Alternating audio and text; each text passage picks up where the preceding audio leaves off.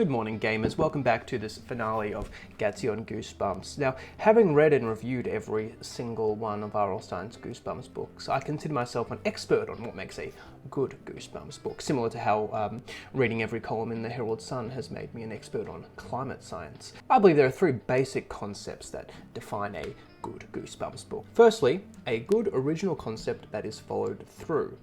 Secondly, a sense of weirdness or quirkiness.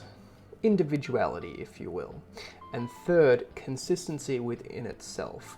A good Goosebumps book will adhere to the rules that are established in the book itself. So with that in mind, I've picked out 10 of what I think are the best of the original 62 Goosebumps books. There were some honourable mentions that fortunately didn't make the cut. I'm sure no Haunted Mask in that list will ruffle some feathers in the Goosebumps community. No Monster Blood books either. But you know, this is my list, and this is going to be controversial. I know in the world of Goosebumps, this will cause shockwaves. But I didn't become a Goosebumps reviewer to make friends with the Goosebumps community. You know, not in any order. I just thought I'd give a very brief review of why I think these Goosebumps books are the best of the original series. How to Kill a Monster has a really good premise. You're locked in a big house with a monster. You have to find ways to kill it. Surprisingly simple, but it's effective, and I enjoyed watching the characters go through these different strategies to try and kill this monster. Climax is a bit lame, but the rest of the book more than makes up for it. You know, Werewolf of Fever Swamp is a good one because it was made into a episode that was released on VHS in Australia, which only a few were, and it was generally the ones that were really good. This is just good old-fashioned Goosebumps. This is, there's an element of mystery in any of these, especially when there's a case of mistaken identity with, like, who is the werewolf in this situation. There's so many different options to keep you guessing throughout, and the stifling, sweaty fever swamp setting is very effective too. Night of the Living Dummy. I've gone with the original, which of course famously doesn't feature Slappy as the main antagonist. Famously, because everybody knows that. The man on the street will be able to tell you that. Without giving too much away, because I do that in every single one of my reviews, I just tell the whole story. I chose Night of the Living Dummy 1 over 2 and 3 because I really enjoyed the family dynamic at play between our two main characters who are twin sisters, and sort of how this dummy exploits that and plays on that and does keep the reader guessing about what is really going on.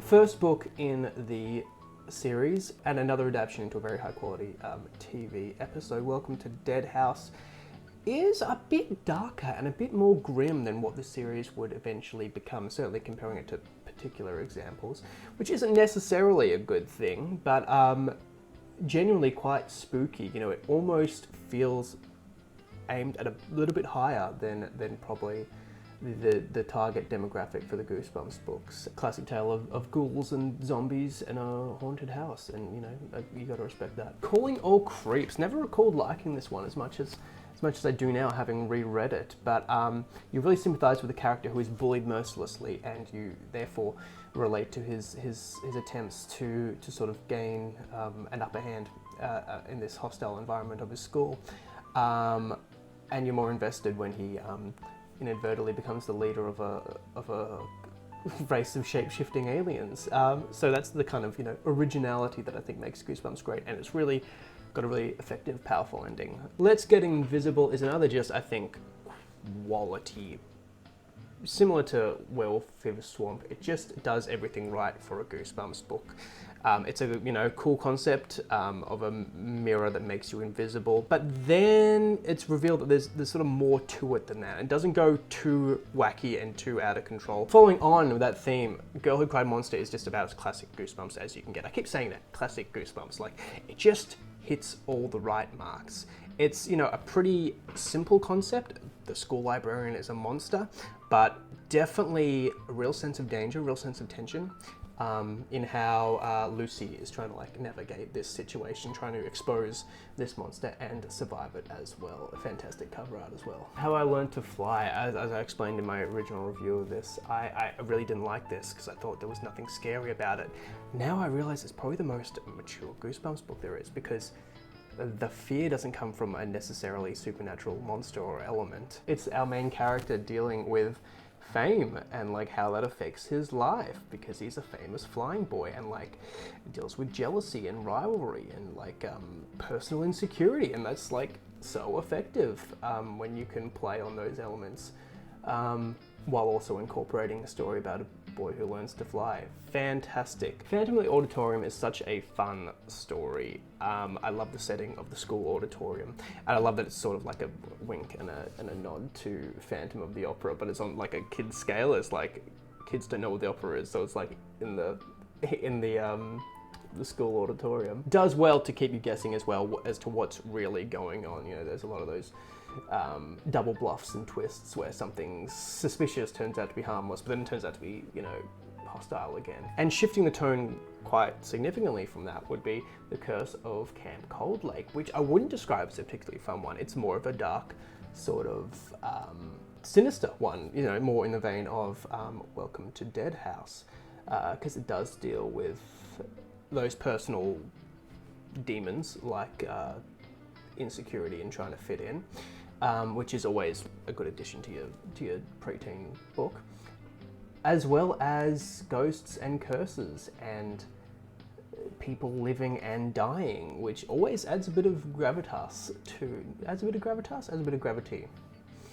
Regardless, it adds it to a scary story. Because it reminds you how high the stakes are. So I know that wasn't like a very like polished YouTube. Here's top 10 Goosebumps books from R.L. Stine, number 1. But that's not what we do here. You know, we're friends here. I just wanted to talk you through them. So those 10 are definitely the 10 I would recommend from the original series, for various different reasons. So with that out of the way, I know I said this was going to be a 2-part finale to Gattsy on Goosebumps. I'm going to make another video about the top 10 worst. I said it last time, top 10 worst. Just say the worst Goosebumps book, the 10 worst Goosebumps books. Top 10 worst is oxymoronic. So I'll do that now, and then part 2 of my 2-part finale will be split into 2 parts. But in the meantime, thank you so much for watching, and please remember to stay spooky.